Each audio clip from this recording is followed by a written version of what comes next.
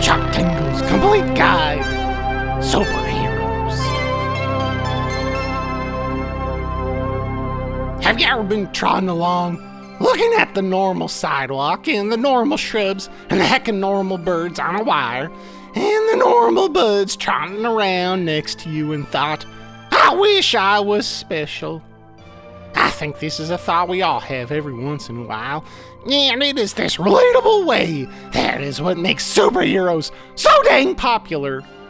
A superhero is a buckaroo who has been granted some kind of trot that is extraordinary, separating them from the pack and usually bringing about all kinds of questions. How will I hide my new way? Do I need to protect all the time, or do I get days off? What is the best color costume? There are all kinds of ways to get this extraordinary blessing, but most of the time it has to do with getting bit by a radioactive object and then taking on its powers. Spiders-Man, Hawkman, Iceman, Ass-Man, heck, even Green Lanterns was bit by a lantern on a camping trip. I don't know. Some superheroes meet an old wizard who tells them that if they say the magic words, they will become hard as rocks and powerful as heck. Dang! Others were just born this way. Luck of the dang draw. This is true of the X-Buds, who just started to mutate one day, and the next thing you know, they got laser butts and claws for paws. Still, their story is the same trot of growing up normal as heck, then realizing you are special, then having to decide whether or not you want to use this power to be dang a hero or a villain.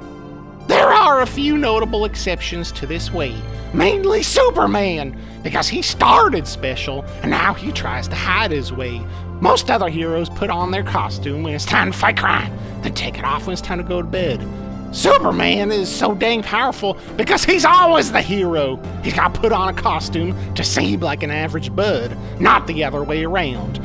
Fortunately, you just pop on some fancy glasses and everyone is so taken by your handsome way, they don't even notice the cape in your filing cabinet at work.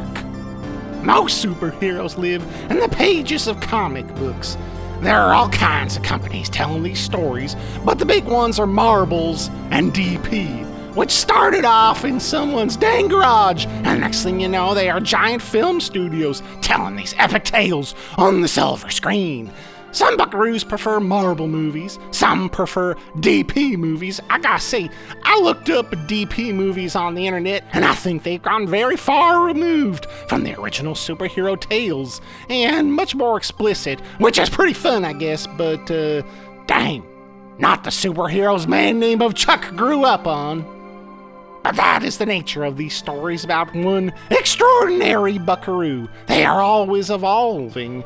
When we say superhero, most of us think of buckaroos in capes flying around, but there are all kinds of superheroes when you think about it. Hercules was a superhero and had the power of punching and winking handsomely. Sherlock Holmes was a superhero who had the power to tell where you have been based on the dirt on your shoes. And I'm guessing some cave buckaroos told stories about Clubman, who had an extra big club for knocking mammoths on the head. That is because this idea is part of our trot as humans. We all want to be that special bud who has super speed, or time travel, or X-ray vision, or X-ray scent. But that is the big twist ending of the comic book of life. You are special. Whole dang premise of superheroes is there is one unique buckaroo who is separate from the herd. But that's just not true. Every timeline is only here based on infinite choices and random events occurring just right in the past. Which brings us to this moment. If your mom and dad didn't arrive at the old diner at exactly the right time, then they would have never met and you wouldn't be here. And the same thing goes for their parents, and their parents, and their parents. Every moment of their lives had to line up in an infinitely perfect harmony for this experience you're having right now to happen. Heck, if one little rock fell in the prehistoric ocean in a different way, then you wouldn't even be here, bud. That means that each and every one of us trotting through this timeline isn't a little special. That means that we are special beyond our wildest dreams. You can't even wrap your mind around how rare you are, and if you could, your brain would probably pop like a dang balloon. We are all exceptionally unique, and there is nobody better at being you than you are. That's right, buckaroo. We're all superheroes. If you would like to buy a cape and special boots and start fighting crime, that is up to you, but it seems pretty dang cool to me. But you don't have to do that.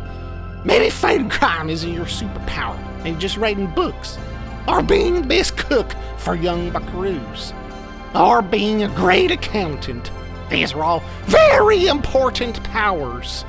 The real choice is this. Now that you've realized how much power you wield on this day, are you gonna be a dang hero or a devilman villain? You already know the answer, buckaroo.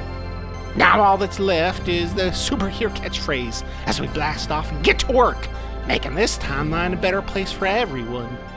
Love is real!